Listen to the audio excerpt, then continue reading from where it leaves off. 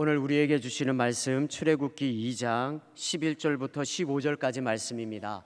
출애굽기 2장 11절부터 15절 말씀입니다. 페이지수로 구약 83페이지입니다. 11절부터 15절 번갈아 가며 읽으시겠습니다. 모세가 장성한 후에 한 번은 자기 형제들에게 나가서 그들이 고되게 노동하는 것을 보더니 어떤 애굽 사람이 한 히브리 사람 곧 자기 형제를 치는 것을 본지라. 좌우를 살펴 사람이 없음을 보고 그 애굽 사람을 쳐 죽여 모래 속에 감추니라. 이튿날 다시 나가니 두 히브리 사람이 서로 싸우는지라. 그 잘못한 사람에게 이르되 내가 어찌하여 동포를 치느냐 하매 그가 이르되 누가 너를 우리 다스리는 자와 재판관으로 삼았느냐. 내가 애굽 사람을 죽인 것처럼 나도 죽이려느냐. 모세가 두려워하여 이르되 일이 탈로 되었도다. 네, 다 같이요. 15절입니다. 모세가 이 일을 듣고 모세를 죽이고자 하여 찾는지라. 모세가 바로의 낯을 피하여 미디안 땅에 머물며 하루는 우물 곁에 앉았더라. 아멘. 우리 양옆에 분에게 얘기하겠습니다. 당신을 위한 하나님의 타이밍이 있으십니다. 시작. 저는 중학교 2학년 시절 선곡을 한 적이 있습니다. 그때 목사 역할을 맡았거든요. 목사 역할을 딱 맡으면서 설마 내가 목사가 되겠어 이런 생각을 했었어요. 그런데 20년 후에 그렇게 목사가 되더라고요. 근데 이제 저는 중고등부 여러 리더를 하고 또한 대학부에 가서도 리더를 하면서 사람들이 자꾸 이런 얘기를 합니다. 형원아, 너는 이 목회의 길을 가야 될 것 같아. 그 소리를 한두 명에게 들은 것이 아니라 한 30명, 40 이런 멘토들에게 계속 들었던 것 같아요. 그때마다 저는 하나님, 그 길 아니다. 얘들아, 그런 말 하지 마라. 나는 이 길이 아니다고 계속 거절을 했었습니다. 그런데 이 사람들뿐만이 아니라 하나님의 말씀을 묵상하는 중에도 이 길을 가야 된다는 말씀을 계속 주셨어요. 그때마다 마음속으로 행동 속으로 자꾸 커트 시키다가 제가 대학교 4학년 시절 졸업 시절 때 오늘 보면 출애굽기 2장 3장을 읽게 되었습니다. 읽게 되는 중에 계속 눈물이 흐르더라고요. 모세의 소명 가운데 눈물이 나오더라고요. 하나님 나를 부르시는군요. 그렇지만 저는 아닌 것 같습니다. 또 거절했습니다. 그러다가 한 번은 KBS 선교사님 일대기가 나오는 것이 보였어요. 그때 제가 소파에서 무릎을 꿇었습니다. 제가 교회에서 무릎을 꿇은 게 아니라 집에 소파에서 그것을 보면서 하나님, 주님, 내가 여기 있사오니 나를 보내어 주시옵소서. 그리고 제가 사역길로 가면서 행여나 어머니가 나를 위해서 혹시 기도를 하셨나 해가지고 궁금해가지고 어머니한테 한번 물어본 적이 있습니다. 어머니, 혹시 하나님 앞에 나를 소원하신 적이 있습니까? 이런 얘기를 하니까, 그래, 네가 고2 때 고등부 수련회 갔을 때 네가 간절히 은혜 받는 것을 보면서 하나님 앞에 소원했어. 엄마, 왜 이렇게 늦게 가르쳐줘? 그렇다면 내가 방황하지 않았을 거잖아. 그때 어머니에게 좀 원망 섞인 말을 한 적이 있어요. 그리고 몇 년 후에 제가 한번 묵상하면서 만약 내가 그때 빨리 알고 이 길을 내가 만약 편안하게 갔다면 하나님 앞에 요나처럼 절대 혼신하지 않았을 것 같다, 그런 생각이 들더라고요. 그런데 하나님의 가장 적절할 때 4학년 때 취업을 앞두고 절박한 환경 속에서 하나님이 모세의 소명을 주시고 선교사를 보면서 하나님께서 가장 적절할 때 나를 인도하셔서 나를 사용하셨구나, 저는 그것을 깨닫게 되었습니다. 오늘 본문에도요, 하나님의 구원의 역사를 이루기 위해서 하나님의 타이밍 가운데 모세를 인도하고 계시다는 것입니다. 여러분 아시다시피 모세는 바로의 공주 하세투스의 손에 자랍니다. 궁궐에서, 애굽의 궁궐에서 40세까지 자라요. 우리 11절 한번 보도록 하겠습니다. 11절입니다. 모세가 장성한 후에 한 번은 자기 형제들에게 나가서 그들이 고되게 노동하는 것을 보더니 어떤 애굽 사람이 한 히브리 사람 곧 자기 형제를 치는 것을 본지라. 네, 자기 형제들 히브리 노예들이죠.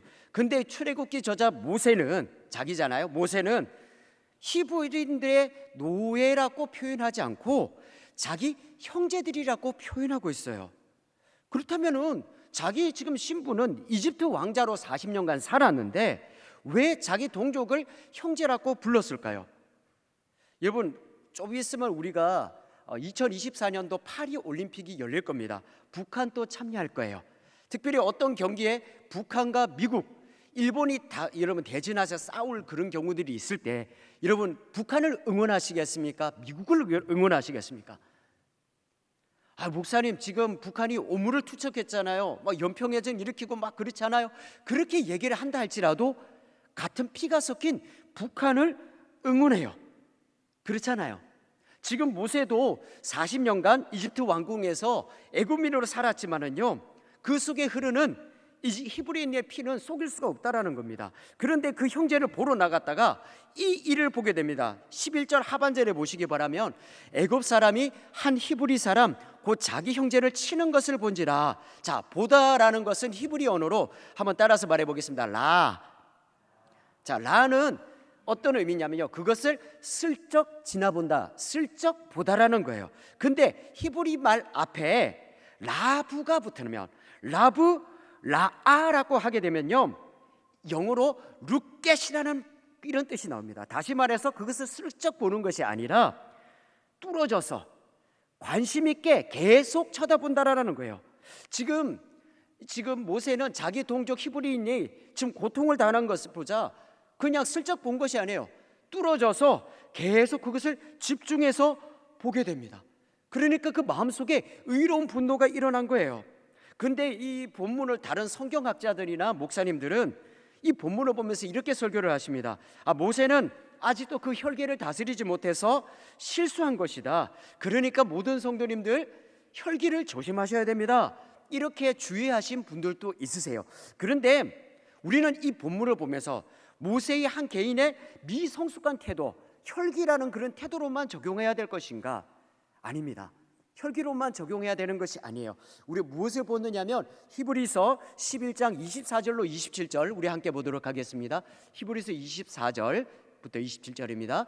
믿음으로 모세는 장성하여 바로의 공주의 아들이라 칭함받기를 거절하고 도리어 하나님의 백성과 함께 고난받기를 잠시 죄악의 낙을 누리는 것보다 더 좋아하고 그리스도를 위하여 받는 수모를 애굽의 모든 보화보다 더 큰 재물로 여겼으니 이는 상 주심을 바라봄이라. 믿음으로 애굽을 떠나 왕의 노함을 무서워하지 아니하고 곧 보이지 아니하는 자를 보는 것 같이 하여 참았으며. 자, 혈기 때문에 그런 것이 아니라 믿음으로 애굽을 떠났대요. 믿음으로 애굽을 떠났대요. 앞절 24절에 보면 모세는 바로의 공주 아들이라 칭함을 거절하고 이스라엘 백성과 함께 고난받기를 좋아했다라는 겁니다. 왜냐하면 메시아 오심을 바라보았기 때문에, 메시아 오심을 바라보면서 나는 고난받는 것이 더 좋아, 그리고 저 나아가서 저 하늘의 상을 바라보았기 때문에 고난받았다라는 것입니다. 그럼 모세는 어떻게 해서 애굽인으로 살면서, 히브리인의 문화와 이집트 문화는 틀리잖아요. 이집트는 수많은 우상의 종교의 문화가 있음에도 불구하고 어떻게 믿음으로 그가 40세까지 설 수 있었던가? 지난번에 금요철에 했을 때 말을 했었습니다. 모세는 엄마 요게벳에 의해서 믿음의 교육을 착실하게 받았어요. 하나님의 말씀을 착실히 받으니까 동족들과 함께 고난을 받고 믿음으로 그곳을 떠나게 됐다는 것입니다. 여기서 첫 번째로 하나님의 타이밍을 기다리는 자의 비전이 있습니다. 그것은 우리가 늘 모세처럼 믿음의 교육을 받고 훈련받고 저 하늘의 상을 바라보면서 그 십자가의 길을 달려가야 된다는 것입니다. 그렇게 될 때 하나님께서 하나님의 타이밍 가운데 하나님의 기적을 우리에게 보여주실 것입니다. 그러므로 우리는 어떻게 해야 되냐? 목사님, 우리는 어리지 않지 않습니까? 아니에요. 다 컸어도 하나님의 언약의 말씀을 주일날만 받는 것이 아니라, 수요일날만 받는 것이 아니라 월요일부터 토요일까지 일어서든지 눕든지 가든지 무엇을 하든지 이어폰을 꼽든지 간에 여러분 하나님의 말씀을 받고 훈련받을 때에 그때부터 하나님이 타이밍이 시작된다는 것을 여러분 믿으시기를 소망합니다. 그렇기 때문에 여러분, 모세는 바로 왕이 무서워서 떠난 게 아니에요. 믿음으로 그곳을 떠난 것입니다. 그리고 40년 동안 미디안에서 광야 생활해요. 그럼 이때 모세가 하나님께 쓰임받게 된 것은, 하나님께 쓰인 것은 여러분 요때부터 40년, 요때부터 이제 여러분 광야 때부터 하나님이 쓰신 것입니까? 아직 40년 이후 때가 아직 안 찬 것입니까? 때가 찼다고 생각하세요? 하나님의 타이밍이 아직 안 찼다고 생각을 하십니까? 차지 않았죠. 여러분, 스데반 안수 집사님이 사도행전 7장 30절에 이런 얘기를 하십니다. 7장 30절에 한번 보도록 하겠습니다. 40년이 참에 천사가 시내산 광야 가시나무 떨기 불꽃 가운데서 그에게 보이거늘. 40년이 차다, 참회라는 것은요, 그 시간이 되었다라는 것이 아니라요, 우리 헬라어로 한번 따라서 말해 보겠습니다. 플레라오, 물이 일정한 만큼 차오르다. 물이 일정한 만큼 거의 차오르는데 완전 차지 않았다라는 거예요. 그래서 여러분, 40년이 차라는 맛은 하나님의 계획 속에 있는 시간, 하나님의 타이밍이 거의 되었지만 아직 완전 찬 것이 아니다. 완전 찬 것이 아니다. 그렇기 때문에 여러분, 아직 하나님의 타이밍이 되지 않았다고 보시면 좋겠습니다. 여러분, 여기서 우리는 하나님의 타이밍을 믿음의 눈으로 분별할 줄 알아야 된다고 생각해요. 하나님, 내가 원하는 때에 애들 취업시켜 주시고, 내가 원하는 때에 우리 가정이 이렇게 되게 해주시고, 내가 원하는 타이밍 속에 하나님 역사하여 주십시오. 우리는 그렇게 간구를 해요. 그런데 우리는 예수님의 기도처럼 하나님, 내 뜻대로 하지 마시고 아버지의 원대로 되기를 원합니다. 하나님의 타이밍에 이루어 주시옵소서. 근데 대부분 그렇지 않아요. 하나님, 내 스케줄 축에 맞추어 주십시오. 하나님 안 맞춰 주시면 알죠, 내 교회 안 나와요. 삐치는 분들 많아요. 제가 아는 어떤 청년은 교회를 너무 안 와가지고 신방하면서 이런 얘기를 했어요. 목사님, 하나님 말씀을 구하라면 주실 것이고 찾으라면 다 주신다고 하지 않으셨습니까? 그런데 왜 내 때에 안 주시는 겁니까? 하나님이 때가 안 차서 그래요. 아니면은 그것을 주시면은 그 형제님에게 큰 해가 되기 때문에 안 주시는 거예요. 그래도 하나님 주셔야 되는 거 아닙니까? 너무한 거 아닙니까? 하나님은 잔혹하십니다. 여러분, 잔혹하신 하나님이에요. 하나님은 가장 완전한 것을 주시는 하나님이세요. 가장 완전한 것, 하나님의 때에 주시는 하나님이라는 거예요. 여러분, 하나님은 우리가 말도 안 되는 것을 구하면요, 완전 외면하지는 않으세요. 이것이 하나님 나라 복음의 역사가 아니라면 완전 잘라버릴 수 있겠지만, 구하는 것은 여러분 들어는 주시는데 자신의 때까지 보관하고 계세요. 그러다가 하나님의 타이밍이 되었을 때 기도의 카드를 뽑습니다. 형원아, 너 10년 전에 이 기도했었지? 너 몇 년 전에 이 기도를 했었지? 너는 잊었다 할지 모르지만 나는 잊지 않고 있어. 나는 그거를 기억하고 있는 거야. 우리 양옆에 분에게 이렇게 얘기하실까요? 하나님은 기억의 능력자이십니다. 시작. 하나님은 기억의 능력자이십니다. 하나님이 약속하신 것은 기억하셔서 그 능력을 여러분에게 베푸신다라는 거예요. 동일하게 하나님은요, 창세기 15장에 아브라함에게 약속하셨어요. 아브라함아, 너의 후손들이 400년 동안 이방 나라에서 개구로 살다가 4대 동안 있다가 다시 돌아오게 될 거야. 나는 그것을 기억하고 나의 타이밍을 준비하고 있는 거야. 여러분 아시다시피 아브라함의 증손자 요셉 때 어떤 일이 있었나요? 요셉이 이제 이집트에 팔려갔죠. 그러다가 30살 때 힉소스족 바로 왕 앞에 꿈을 풀어주어요. 이전까지만 해도 본토 애굽인이 통치를 하고 있었는데 힉소스족이 반란을 일으켜서 힉소스족이 바로 왕이 된 것입니다. 그러니까 어떤 일이 벌어집니까? 꿈을 해석해주고 7년 흉년 동안 이 힉소스족 바로 왕의 왕권을 높여주는 거예요. 잘 먹고 잘 살게 해주고 다른 민족들이 그 앞에 무릎을 꿇게 되는 겁니다. 그러다가 여러분 BC 15세기 아하모스라는 사람이 나타납니다. 본토 애굽인이, 본토 이집트인이 힉소스족을 몰아내고 왕권을 찬탈한 거예요. 그러니까 이 히브리족, 요셉의 조선, 이 히브리족을 딱 바라보는 그 순간 저 인간들 힉소스족을 도와줬구나, 저들을 핍박해야 되겠다, 부려먹어야 되겠다, 노예로 삼게 된 것입니다. 자, 그런데 어느 정도 지금 4대가 차고 있어요. 하나님의 타이밍이 차고 있어요. 그래서 하나님은 모세를 준비합니다. 플레레오. 근데 아직은 차지 않았어요. 거의 3분의 2 이상 찼는데 아직은 차지 않았어요. 그래서 그런 모세가 죽을 위기에 있음에도 불구하고 하나님께서는 하세투스의 손에 의해서 건짐을 받게 하시고, 또한 그 안에서 정치, 군사, 외교로까지 그런 것을 훈련받게 하십니다. 그러다가 자기 동족 히브리인이 고통당하는 것을 봐요. 어떻게 행동하는지 우리 12절 한번 보도록 하겠습니다. 12절입니다. 좌우를 살펴 사람이 없음을 보고 그 애굽 사람을 쳐 죽여 모래 속에 감추니라. 예, 자기가 혈기 부려서 그런 게 아니고 모세가 의로운 분노가 일어나서 이집트 관리인을 죽였습니다. 그래, 아무도 없지, 모래 속에 감추고 좌우를 살펴요. 여러분, 우리 믿음의 생활 사람들이 옆에 상황 앞에 상황 좌우를 살피는 이 신앙생활은요 2차적인 신앙생활이에요. 그런데 여러분, 1차적인 신앙생활을 한다는 것은요 좌우만 살피는 것이 아니에요. 위에도 바라봅니다. 하나님이 이 일을 보면서 어떻게 생각하실까? 하나님이라면 어떻게 하실까? 사람 환경을 따르는 것이 아니라 위를 바라보게 된다라는 거예요. 여러분들도 이걸 기억하셔야 됩니다. 양옆에만 바라보는 것이 아니라 내가 무슨 일을 하든지 사람 또 보고 환경 또 일이 있고 하지만 위에 계신 하나님이 다 보고 계시는구나, 그렇게 잊지 않고 주님 앞에 나아가는 저와 여러분이 되시기를 예수님 이름으로 축원드립니다. 그러니 무슨 일이 벌어집니까? 위를 못 바라보니까 무슨 일이 벌어집니까? 우리 13절 한번 볼까요? 13절입니다. 이튿날 다시 나가니 두 히브리 사람이 서로 싸우는지라 그 잘못한 사람에게 이르되 내가 어찌하여 동포를 치느냐 하매. 이스라엘 사람들끼리 싸우는데 말려요. 어찌하여 우리 같은 동포끼리 싸웁니까? 그 말에 그 동족이 이런 얘기를 하죠. 우리 14절입니다. 그가 이르되 누가 너를 우리를 다스리는 자와 재판관으로 삼았느냐? 내가 애굽 사람을 죽인 것처럼 나도 죽이려느냐? 모세가 두려워하여 이르되 일이 탈로 되었도다. 불사 탈로 났구나. 모세가 좌절해요. 그렇다면 여러분, 이 모세의 좌절은 이집트인으로부터 일어난 겁니까? 자기 동족 히브리인으로부터 일어난 겁니까? 자기 동족 히브리인으로부터 일어나요. 그리고 40년 이후에 떨기나무 가운데 소명을 받고 나서 광야 생활하죠.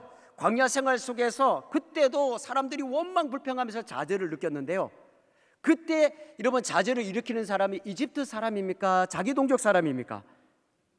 자기 동족 사람, 같은 가족, 같은 정말 믿었던 사람한테 배신당하는 것, 그 사소한 일들 가운데 좌절 그렇게 당하는 그 가운데 하나님이 어떻게 하시느냐?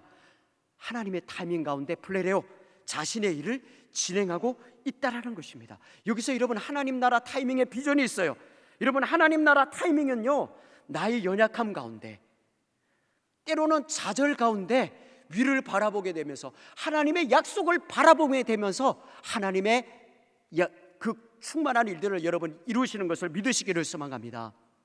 목사님 꼭 좌절을 느껴야 됩니까? 평안한 중에 하나님 은혜를 경험하면 안 됩니까? 아니요, 하나님 꼭 그걸 경험하게 하시더라고요. 제가 전도사 시절 대구에서 사역하다가 이제 경기권에서 좀 사역해 보겠다 해가지고요, 두 군데 원서를 냈어요. 한 군데는 서울 미아리 쪽에 이제 전임 사역으로 그곳에 원서를 냈고, 한 군데는 일산 쪽에 원서를 냈습니다. 그래서 미아리 쪽에 가서 제가 면접을 봤어요. 면접을 봤는데 이게 소식이 안 들리더라고요. 내가 떨어졌나? 됐나? 그래도 소식을 좀 전해줘야 되는 거 아닌가? 그런 중에 이제 일산에서 오라 그랬는데 오라 하기 전에 어떤 전도사님이 전화 오는 겁니다. 저희 같은 반 3학년 5반 총신대학 3학년 5반의 박모 전도사님인데 저한테 연락을 하면서 한영원 전도사님 왜 일산 모교에 오는 거 이렇게 면접하는 거 저한테 알리지 않았습니까? 무슨 소리입니까? 제가 그곳에서 부교육자로 사역하고 있습니까? 예, 부교육자로 사역하고 있습니다. 진짜요? 목사님 전도사님 잘 되실 것 같네요. 그러면서 이제 면접을 갔어요.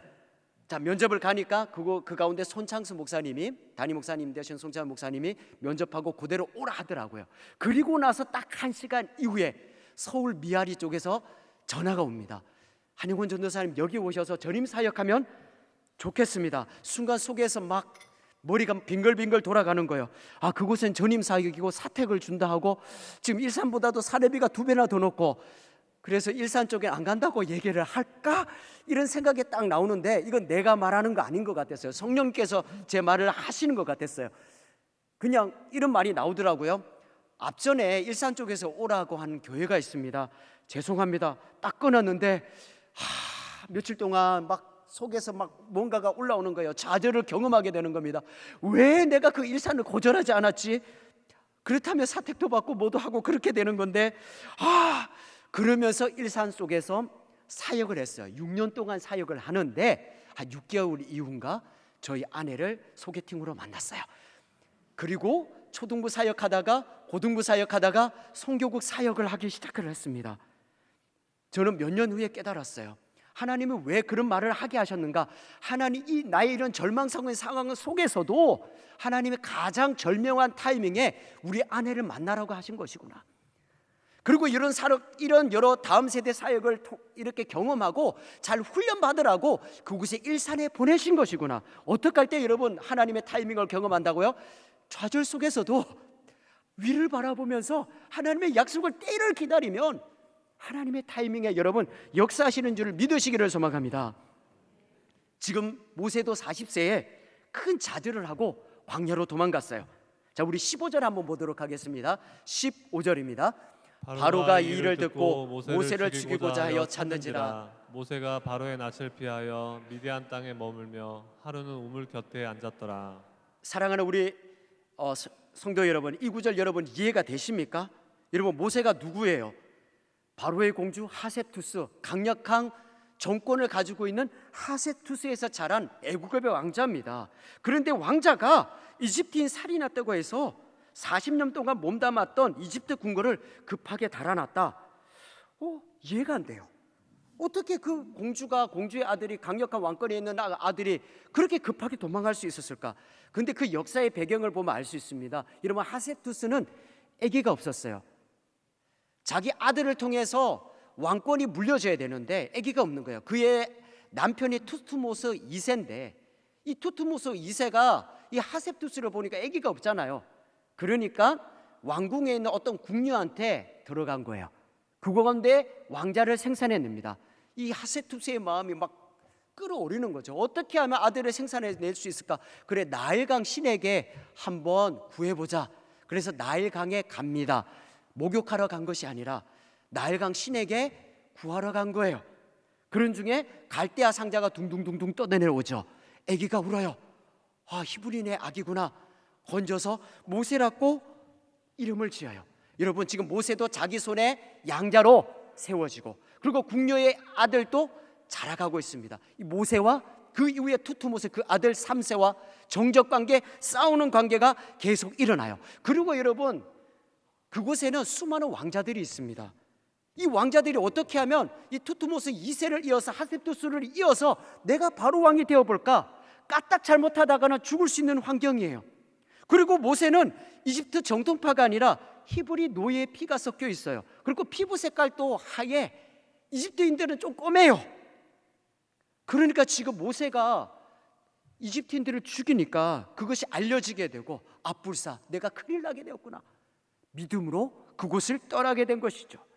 자, 그렇게 모세가 급하게 탈출해서 광야에서 이드로의 딸을 만나게 됩니다. 우리 2장 16절하고 17절 한번 볼까요? 2장 16절 17절입니다. 미디안 제사장에게 7달이 있었더니 그들이 와서 물을 길어 구유에 채우고 그들의 아버지의 양떼에게 먹이려 하는데 목자들이 와서 그들을 쫓는지라. 모세가 일어나 그들을 도와 그 양떼에게 먹이니라. 여러분, 지금 모세가 앞에 같은 히브리인을 도와주고 있고, 광야에서도 어떤 목자들이 이드로의 딸을 핍박하는 것을 보면서도 힘이 있잖아요. 군사력이 있으니까, 힘이 있으니까 그들을 쫓아냈어요. 그런데 어디에서 그를 도와줍니까? 우물가에서 도와주는 것입니다. 여러분, 그 당시 3400년 전의 우물은 희망의 장소예요. 2000년 전에도 우물은 희망의 장소였어요.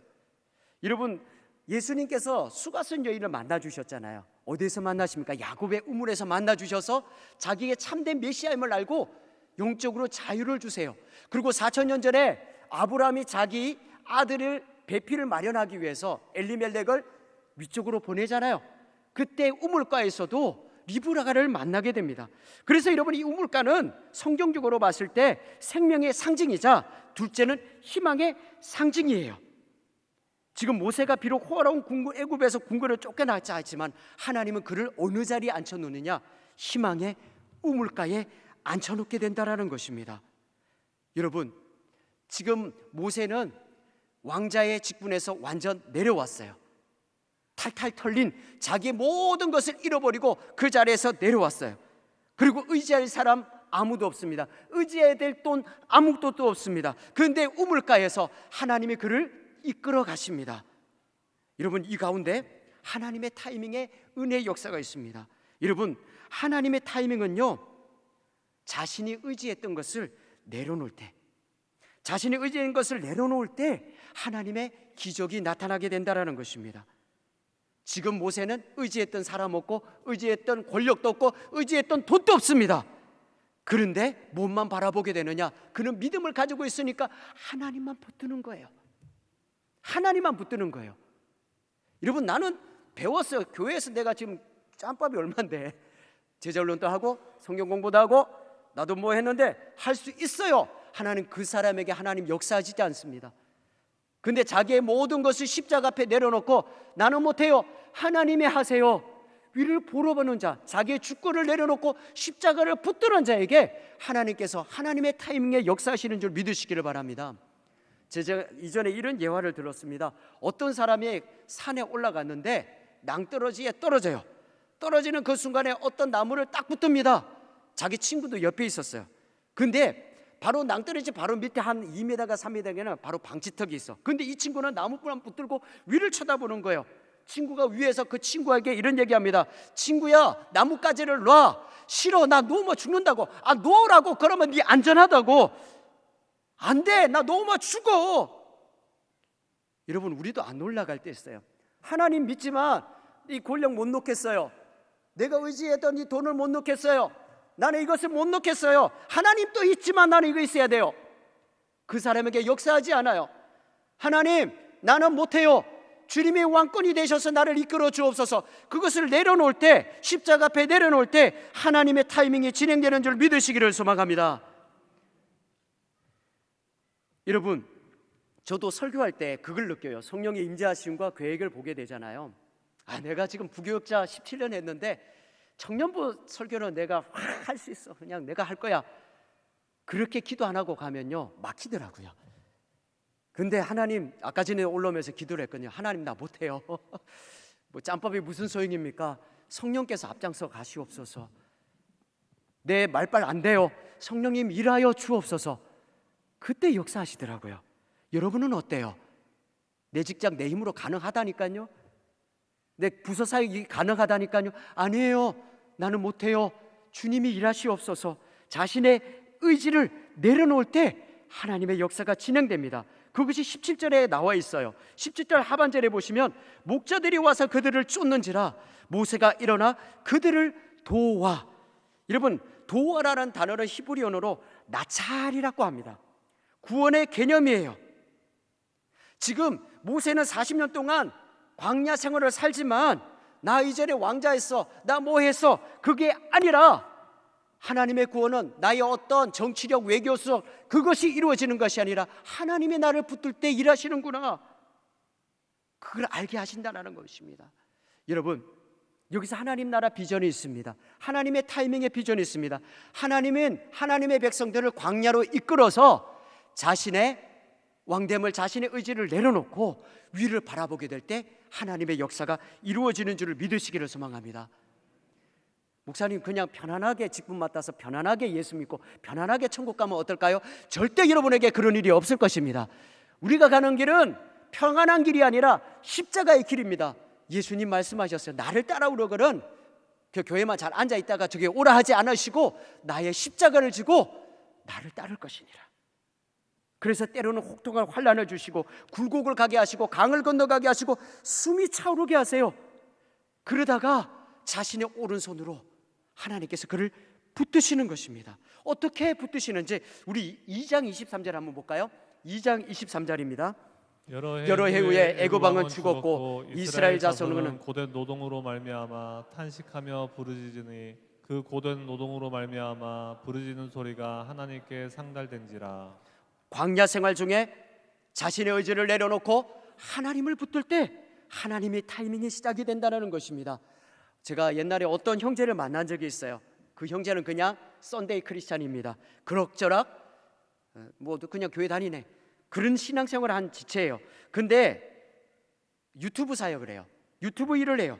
유튜브 일을 하면서 이렇게 돈도 벌게 되는데 한 번은 뭔가가 모르게 자기가 실수한 적이 있어요. 그래서 악성 댓글이 달리는 겁니다. 달리니까 자기가 너무 힘든 거예요. 그러면서 저한테 이런 얘기합니다. 목사님, 연예인들이 자살 직전까지 간다는 거 제가 이전에 이해를 못했거든요. 그런데 제가 그걸 느끼겠어요. 저는 교회를 다니지만 하나님을 믿고 있지만 공황장애를 느껴요. 주위에 아무도 만나기 싫어요. 심지어 교회에 있는 형제 지체들도 목사님조차도 만나기 싫어요. 그래서 저는 지금까지 몇 년 동안 유튜브 예배만 드렸어요. 그때 그 방 안에서 짱 박혀 있는 저의 모습을 본 가족들은 나를 위해서 기도를 해줬어요. 기도를 하는데 한 말씀이 제게 박히더라고요. 서로 사랑하라. 너희가 사랑하면 내 제자이니라. 목사님, 제가 이전에 이 말씀 잘 알고 있었거든요. 그냥 봐도 그냥 그럭저럭 지나가는 그 말씀이 있는데, 제가 이 광야 생활을 하는 중에 이 말씀이 내게 박히더라고요. 그래, 사랑해야 하나님의 제자가 되는구나. 내가 이대로 있으면 안 되지. 그 말씀에 힘을 얻고 다시 대면 예배 자리로 나오게 돼요.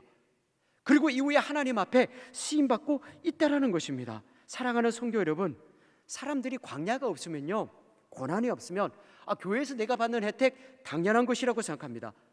하나님의 은혜, 값없이 주는 은혜니까 은혜는 은혜다, 그렇게 생각합니다. 그런데 광야 생활 속에서 하나님의 은혜가 얼마나 간절할지 알게 되고, 하나님의 타이밍 속에 하나님의 그 역사를 경험하게 된다면요, 그 사람은 하나님 앞에 강력히 붙들린, 모세처럼 강력히 붙들린 언약의 리더로 하나님 앞에 세워질 줄을 믿으시기를 소망합니다. 어떻게 하나님께서 역사하셨나요? 하나님이 그 상달하셨고 기도하는 것을 들으셨는데 24절 25절을 보면서 하나님 더 강력히 이끌어 가십니다. 24절 25절 볼까요? 24, 25절입니다. 하나님이 그들의 고통 소리를 들으시고 하나님이 아브라함과 이삭과 야곱에게 세운 그의 언약을 기억하사 하나님이 이스라엘 자손을 돌보셨고 하나님이 그들을 기억하셨더라. 여러분, 하나님의 그 언약을 기억하사 하나님의 때에 이루어 가십니다. 할렐루야. 어떨 때요? 광야 생활 속에 자기의 자신을 내려놓고 그걸 기억할 때, 하나님의 약속을 기억할 때 하나님의 타이밍에 역사하신다라는 것입니다.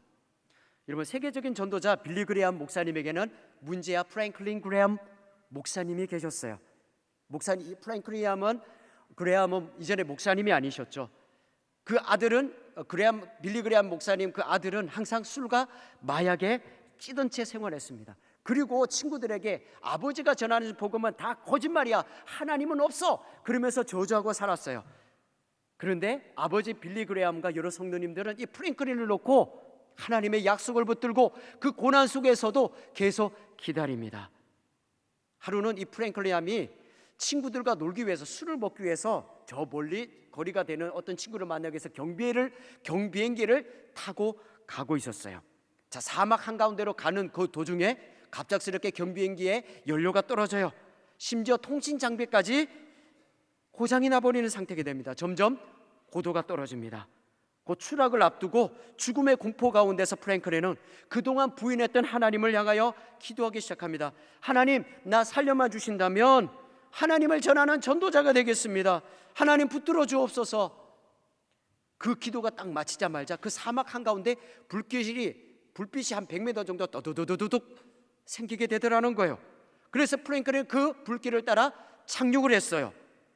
이게 왜 그 불빛이 그렇게 세워졌느냐?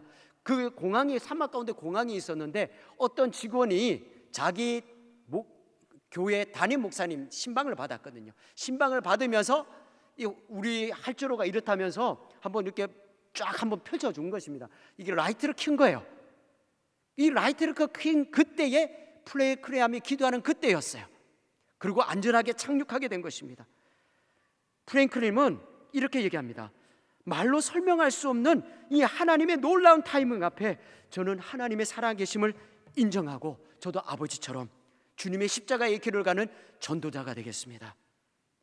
그리고 아버지가 돌아가시고 작년 우리나라에 오셔서 여의도 집회 열으셨죠. 그 길을 준비하고 있다는 것입니다.